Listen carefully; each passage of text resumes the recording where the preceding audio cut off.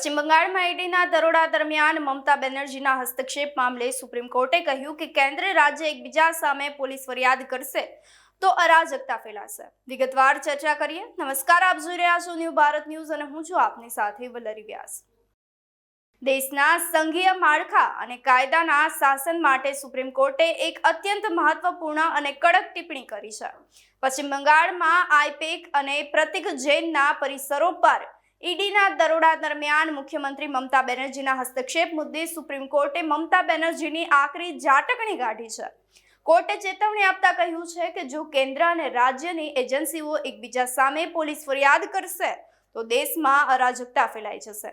આ મામલે હવે સુપ્રીમ કોર્ટે મમતા બેનર્જી અને બંગાળના ડીજીપીને નોટિસ ફટકારી સીબીઆઈ તપાસની માંગ પર જવાબ માંગ્યો છે। ઈડીનો આરોપ છે કે તપાસ દરમિયાન મુખ્યમંત્રી મમતા બેનર્જી પોતે પોલીસ કાફલા સાથે પહોંચ્યા હતા અને અનેક મહત્વપૂર્ણ પુરાવાઓ જપ્ત કરી લીધા હતા।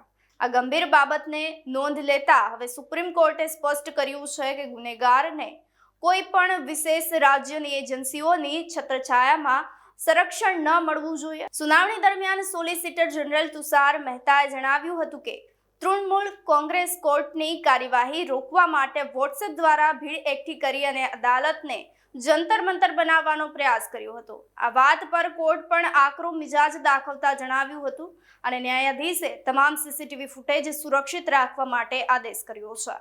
તો ઈડીના અધિકારીઓ સામે નોંધાયેલી ક્રિમિનલ ફરિયાદ પર વચગાળાનો સ્ટે આપવામાં આવ્યો છે। સુપ્રીમ કોર્ટનું માનવું છે જો કેન્દ્રીય એજન્સીઓના કામમાં આ રીતે હસ્તક્ષેપ થશે તો દેશની તપાસ પ્રણાલી ખોરવાઈ જશે। આપનું શું માનવું છે અમને કમેન્ટ કરી ચોક્કસથી જણાવશો।